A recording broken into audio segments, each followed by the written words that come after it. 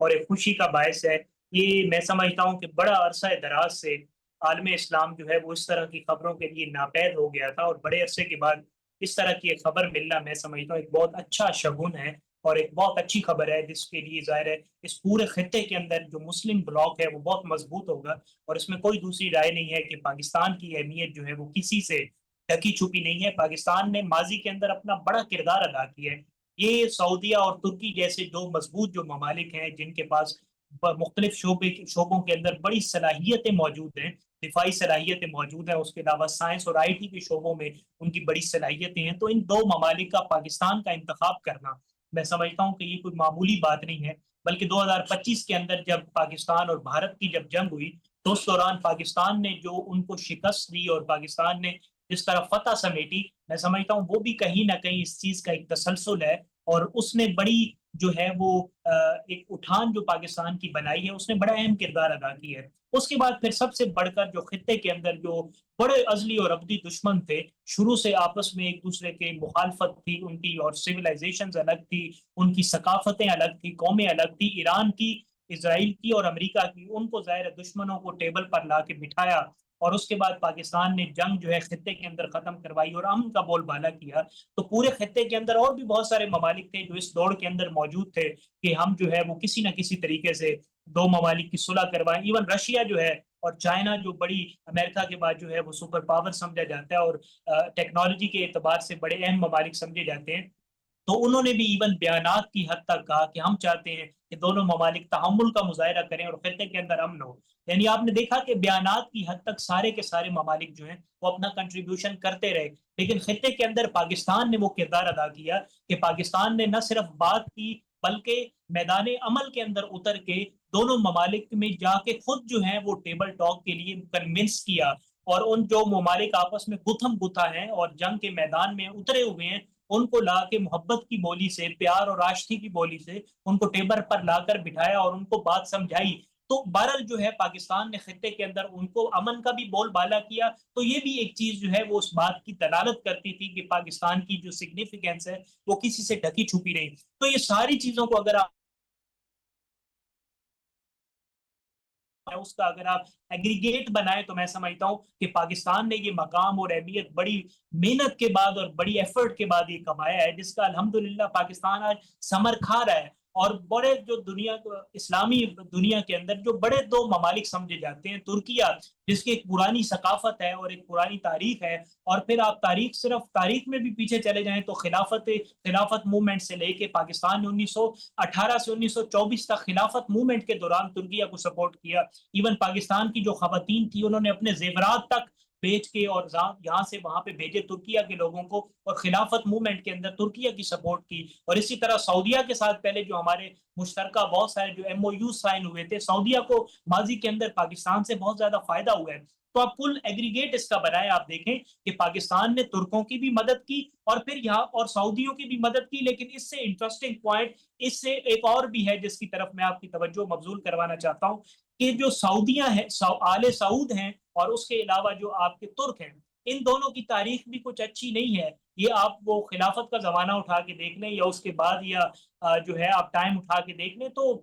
اس کے اندر آل سعود جو ہیں یا ترک ہیں ان کی آپس میں کوئی اچھی انڈرسٹینڈنگ نہیں رہی۔ تو اب عالم اسلام کے اندر اس طرح کی خبر آنا کہ مشترکہ ایک معاہدہ، دفاعی معاہدہ ترکیہ اور سعودی عرب کے درمیان جو ہے پاکستان کے علاوہ ان کے درمیان ہوا ہے، تو میں سمجھتا ہوں کہ عالم اسلام کے لیے بھی ایک نیک شگون ہے۔ تو ایک بڑی یہ تاریخی بہرحال موومنٹ ہے، اور مکہ کے سائے کے نیچے وہاں پر تین ممالک کا عالمی، تین بڑی قوتوں کا جو اسلامی دنیا کے اندر ایگزسٹ کرتی ہیں، ان کا ایگریمنٹ پہ آ جانا اور ٹیبل ٹاک پہ آ جانا اور اس طرح کا دفاعی ایگریمنٹ سائن کر لینا، میں سمجھتا ہوں اس سے دشمنوں کو بہت زیادہ تکلیف ہے۔ میں آگے چل کے آپ پوچھیں گے تو بتاؤں گا کہ کون کون سے ایسے دشمن ہیں جن کو بہت زیادہ تکلیف ہے اور پیٹ میں ان کے مروڑ اٹھ رہے ہیں۔ تو بہرحال جہاں تک آپ کا سوال کا تعلق تھا ڈاکٹر کہ صاحب آنے والے جلدی وقت کے بتائیں اندر کہ کون یہ کون سے دشمن ہیں اور کن کن کو پیٹ میں مروڑ اٹھ رہے ہیں، فوراً بتائیں آپ۔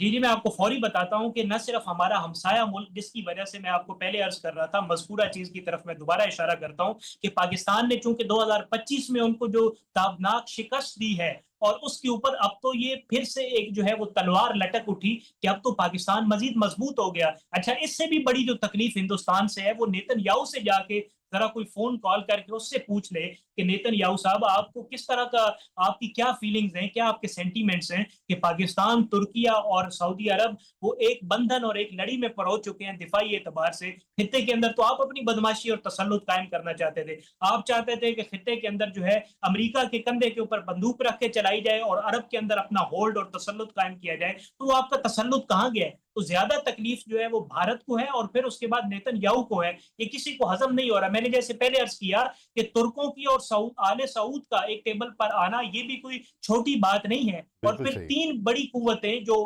پاکستان ہے، جو سعودی عرب ہے اور جو ترک ہیں، ان کا ایک ٹیبل پر آنا. تو اس خطے کے اندر آنے والے وقت کے اندر جس طرح آپ نے ذکر کیا کہ کون کون سے ایسے ممالک ہیں، تو بہت سارے ایسے ممالک ہیں جس میں کویت کی بات ہو رہی ہے، ایجپٹ کی بات، مصر کی بات ہو رہی ہے. اور اس کے علاوہ عین ممکن ہے، یہ کوئی بعید نہیں ہے کہ آنے والے وقت کے اندر مستقبل قریب میں شاید اس میں ایران بھی جو ہے وہ اس کا حصہ بنے اور ایران بھی شاید جو ہے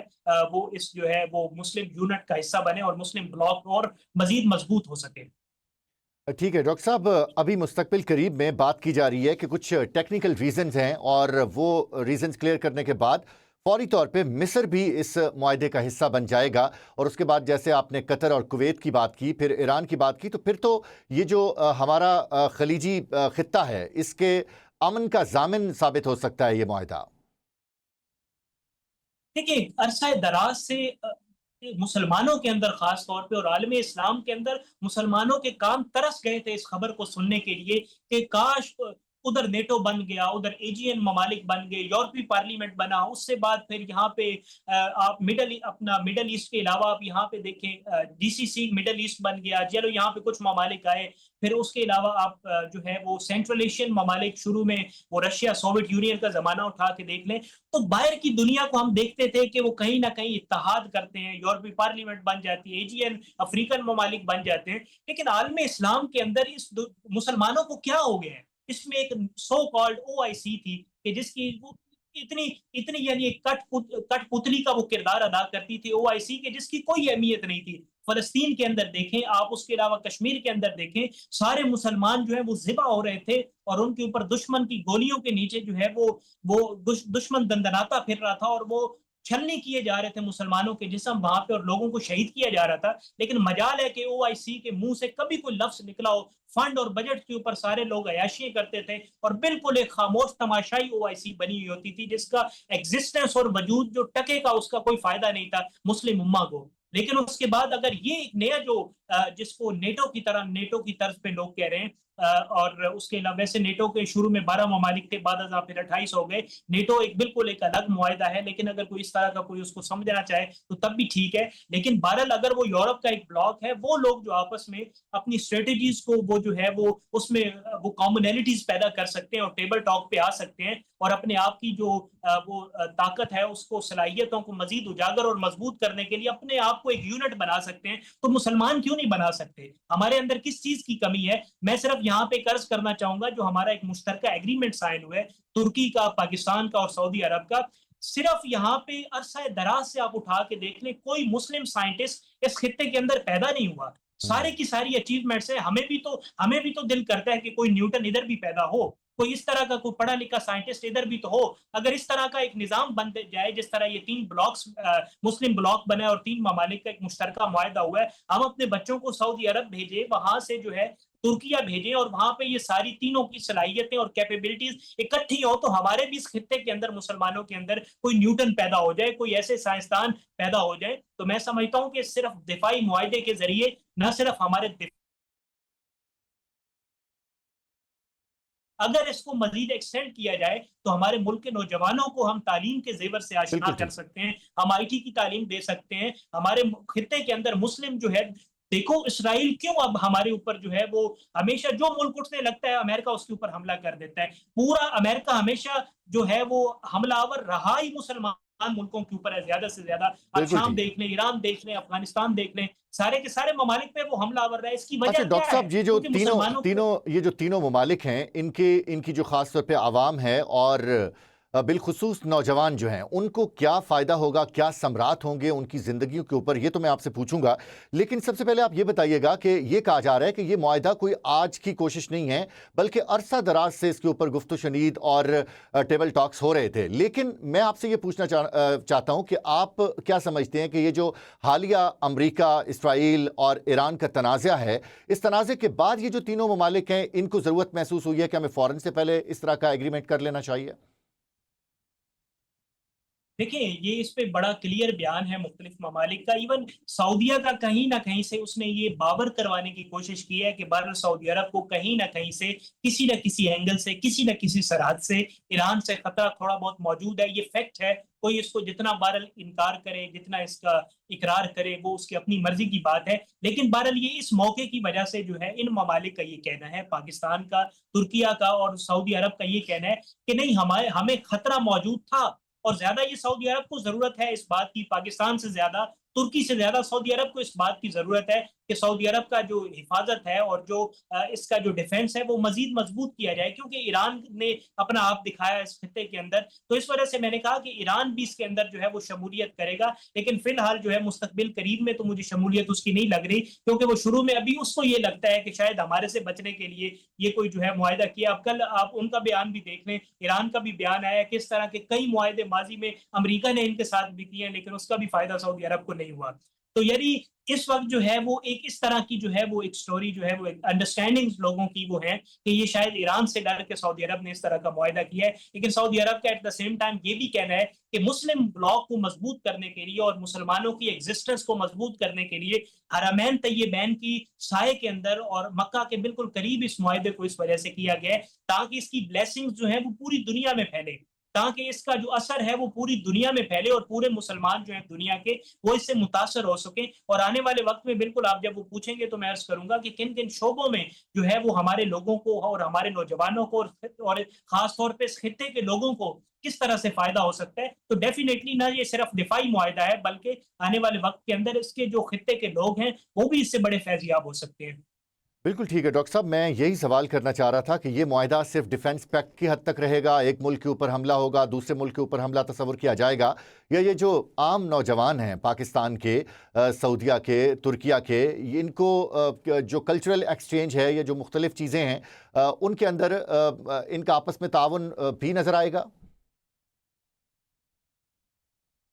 देखिए, इसमें कोई शक नहीं है, ये तो कैटेगोरिकली इसका नाम ही दिफाई मुआहदा है। हम्म। यानी अगर किसी एक मुल्क के ऊपर हमला जो है वो किया जाए तो तीनों मुल्क ये समझेंगे कि तीनों में से तीनों पे हमला जो है वो मुश्तरका तौर पर किया गया है। यानी ये इस तरह का एक एग्रीमेंट साइन हुआ है। तो इसके अंदर ये बताने की कोशिश की गई है कि अगर कोई भी, वो अमेरिका है, वो ईरान है, या कोई और हमसाया मुल्क है, अगर वो सऊदी अरब के ऊपर हमला करेगा तो तसव्वुर ये किया जाएगा कि पाकिस्तान के ऊपर भी हमला है, वो तुर्की के ऊपर भी हमला है। यानी अगर मैं इंतहाई एक कदम और आगे बढ़ के इसको थोड़ा सा आसान कर दूं, तो मैं ये अगर कहूं तो वो बिल्कुल गलत नहीं होगा कि अगर पाकिस्तान का जो हथियार है वो सऊदीया का हथियार है, वही तुर्किया का हथियार है, जो उनकी दिफाई सलाहियतें हैं, जो भी उनकी कैपेबिलिटीज हैं, वो सारी की सारी पाकिस्तान की भी वो है, पाकिस्तान का जो कुछ है वो उनका भी है। और जो तुर्किया को खासतौर पे नेटो टेक्नोलॉजी के साथ जो है वो लिबरेज और नेस समझा जाता है, तो वो उनके पास एक इस तरह की टेक्नोलॉजी है, तो वो उनकी जो टेक्नोलॉजी है वो सऊदीया की भी है और पाकिस्तान की भी है।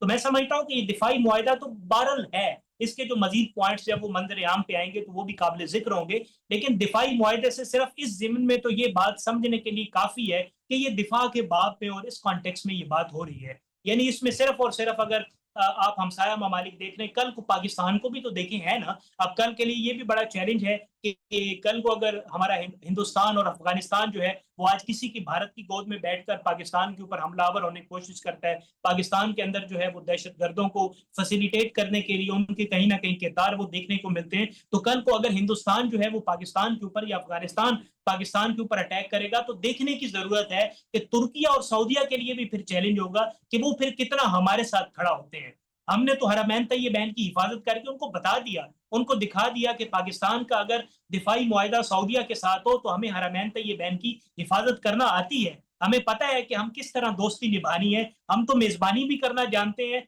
हम मुआहदे के बाद उसकी पासदारी भी करना जानते हैं, हमें पता है कि किस तरह चीजों को आगे लेके चलना है। लेकिन हमसाया ममालिक शायद भूल जाते हैं। तो सऊदी अरब ने अगर ये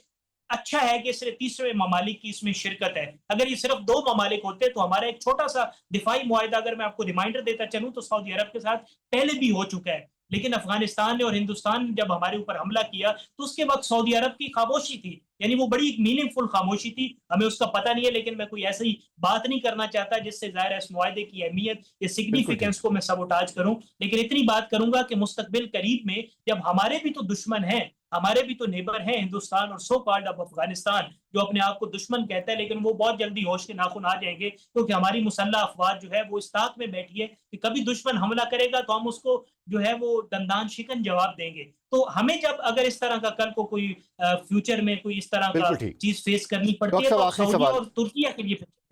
ڈاکٹر صاحب آخری سوال ہے کہ جس طریقے سے آپ نے بات کی کہ ایران ابھی اس معاہدے کا حصہ نہیں بن سکتا، لیکن میں اس کو اس طرح سے دیکھ رہا ہوں کہ کچھ عرصہ پہلے تک ابراہمک ایکارڈ کی باتیں ہو رہی تھیں اسی خطے کے ممالک کے درمیان میں، اور کہا جا رہا تھا فلاں ملک بھی تسلیم کر لے گا، فلاں ملک بھی تسلیم کر لے گا. At the end of the day اگر کسی بھی طرح سے ایران اس معاہدے کا حصہ بن جاتا ہے تو آپ کیا سمجھتے ہیں کہ یہ کوئی بہت خوشائند ثابت نہیں ہو سکتا؟ اسرائیل کے خلاف مسلم دنیا کا ایک پورا بلاک کی شکل آپ کو نظر آئے گی؟ دیکھیں یہ تو خوش آئند ہے. میں وہی تو کہہ رہا ہوں کہ عالم اسلام کے لیے ایک نیک شگون ہے، اور عرصہ دراز سے مسلمانوں کے کان یہ سننے کے لیے ترس گئے تھے کہ کوئی اس طرح کی خبر ہو. اور پھر یہ سب سے بڑی خبر ہے کہ ترکیہ اور سعودیہ ایک پیج پر آ گئے ہیں، اور ان کے درمیان اور پھر تینوں ممالک کے درمیان ایک مشترکہ جو ڈیفنس کا یہ ایگریمنٹ جو ہوا ہے، دفاعی معاہدہ جو ہوا ہے، تو یہ تو بڑی زبردست بات ہے. دیکھیے اس میں آنے والے وقت میں یہ آپ لوگ اس کو تعبیر کر رہے ہیں نیٹو کے ساتھ، تو اگر اس طرز کا ایک سٹائل جو ہے وہ مسلم بلاک بن جاتا ہے تو اس میں دائیں بائیں ممالک جو ہے ان کو تو پھر اپنی آن پڑے گی. اب اس وقت جو ہے عرب کو آپ دیکھ لیں، مڈل ایسٹ کو اٹھائیں، مڈل ایسٹ کے اندر سارے کے سارے ممالک کو اپنی پڑ گئی ہے کہ امریکہ نے ایک تو ہمارے ساتھ انویسٹمنٹ کی، پھر یہاں پہ فوجی بیسز فوجی اڈے بنائے، اور پھر جناب یہاں سے حملے کیے تو ایران نے الٹا ہمارے ملک کی انٹیگریٹی اور اس کو سکون کو تباہ کر دیا اور اس کو پامال کر دیا. اب لوگ انویسٹمنٹ سے بھی جو ہیں وہ کترا رہے ہیں. لوگ کو دنیا کے لیے جو سکون کا مرکز اور جی محور عرب ہوا کرتا تھا، اور خاص طور پہ یو اے ای ہوا کرتا تھا، ایران تو ادھر بھی حملے کرتا رہا ہے. تو بہت سارے عرب کو بھی یہ عقل آ گئی ہے، اور مشرق وسطیٰ کے جو جی سی سی کے ممالک ہیں ان کو بھی یہ عقل آ گئی ہے کہ ہمارا جو دفاع ہے وہ اغیار سے یا امریکہ سے اور اسرائیل سے ان لوگوں سے بزنس کر کے نہیں ہے، بلکہ ہمارا دفاع تب ہوگا جب اس خطے کے اندر بالکل رہتے ٹھیک. ہوئے جو ہمارے مسلمان بھائی ہیں ان کے ساتھ اگر ہم اس طرح کے ایگریمنٹ سائن کریں، تو جس طرح سعودی عرب نے اور ترکیہ نے عقل مندی کا مظاہرہ کرتے ہوئے پاکستان کو بڑا اچھا جو ہے وہ تھرڈ پارٹنر بالکل کے طور صحیح ہے. پہ چنا ہے. کتنا یہ خوشائند اور جی جی خوبصورت ہے کہ ان تمام تر معاہدوں کو اس وقت جو لیڈ کر رہا ہے وہ ہے اسلامی جمہوریہ پاکستان.